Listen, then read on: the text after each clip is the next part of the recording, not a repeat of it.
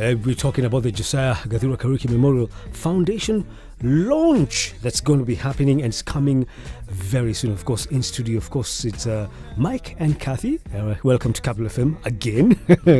Let's talk about some of the activities. Let's not get emotive about this. Some of the activities that are coming up, and give us the dates. The mission behind this foundation is to create awareness around mental health agenda in this country, and especially around young people and how it affects them, because we ourselves as a family, having had the misfortune of drinking from that cup, we understand the pain, and we felt that if we can be able to help one more young person out there, another family out there, and spare them the pain we've had to go through. Yes. We picked soccer because Josiah loved soccer. He played soccer from the age of, I think, 8 years. He even, went out of the country several times. So he loved soccer. We thought in his memory, we can do that. It's a 7-a-side. So 10 people per team. We have under 19, under 18. Under 19. Yes. That should be hilarious. Keep going. Under 23, under 16, and a girls team. A girls team? Yes. Nice. So far, all the other teams are fully booked, but we have under 19, we still have 8 teams. 8 teams, wow. And under 23, we still have 8 teams to fill up. Oh, fantastic. So it's 10 players per team. It's 10,000 per team to register. 10,000, that's good. But that should not be, if you cannot afford it, feel free. We'll get someone to sponsor you. Okay. You can participate in the tournament. Yeah, that's good, that's fine. Yes. Mike, from your angle? As the tournament will be happening, we will have counsellors. Within the premises, sitting there patiently waiting to engage with our young people. Yes. And we'll encourage players and spectators and even parents who will be around on the day to walk into those tents and engage with the counsellors, and just feel free to have conversation with them. Precisely.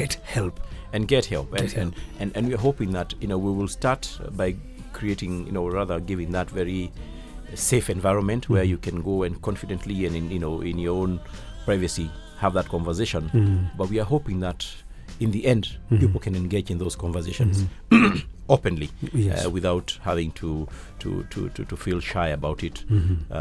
We hope that day will come. And Absolutely. we hope it comes soon, so that then we can help our young people. Absolutely. And it's a worldwide phenomenon, by the way. It's not only in Kenya or other countries. It's worldwide. It is worldwide, yeah. And one of the things somebody from Twitter is asking me, Charles, can you ask Mike, why is it that a lot of parents shy away from talking about this, even to their own close friends? Why do they shy from doing this, by the way? Is it a community thing? People will see you as weak, or what? I think it's down to a lack of information, lack of knowledge, because society tends to look at mental illness as a bad thing. It's like you should be in Madare, and yet or the traditional thing. Who did what in the past in your family? Precisely. Exactly. So it's coming home to whatever stigma around it. Yeah. And like it's not cool to come out and say, I'm depressed. Or my son is depressed, like it's a sign of weakness. Exactly. And a lot of misunderstanding. You have young people. What we need to remember is that young people today are growing up in very different circumstances compared to a long time ago. Between social media, that one is pressure amongst their peers. That one's huge. Really too huge. Much exposure. There's just too much happening around them. So you find teenagers acting up, and the parents will be like, this is rebellion, this is teenage, this is this and the other. And yet these are young people who are crying out for help. But for lack of knowledge, they're left with their own devices. What do? They take to drugs, alcohol abuse, and other, As indeed what we saw in the newspapers the other day, what was happening somewhere in Eastlands. Precisely. Where these young boys and girls were caught in the act doing whatever they're doing. And I was shocked. I was like, why? Why them? Why them? So this, Mike, as you say, is part of the reason why we're having this foundation, so that the parents can come and talk about those issues that are actually what we're seeing in the newspapers. That's what we're talking about, actually. That's what we're talking about. Yeah. We want people to understand that it's okay not to be okay. That you do not have to allow your past define your future, and that giving up is not an option. Yeah. Because there are avenues now for help. Yes. And all you need to do is step up, come out, and you'll find help. And August 25th and 26th. Yes. We want to start that conversation in a 25th big and way 26th, yes. and make it go viral. Absolutely fantastic. Of course, Capital FM will be on the ground. Yeah, and we'll be talking about all these things. And Cathy, you were saying something about testimonials, about young people who will also be there, talking about what they have gone through, and yes, you can get readily help. Yes, there'll be young people present who will share their experiences. We have people from the age of 50, 35, 20. 50? Yes, to show them, to show people that this thing has always been there. It does. It didn't start now. Yeah. So we want people to understand that you're not alone.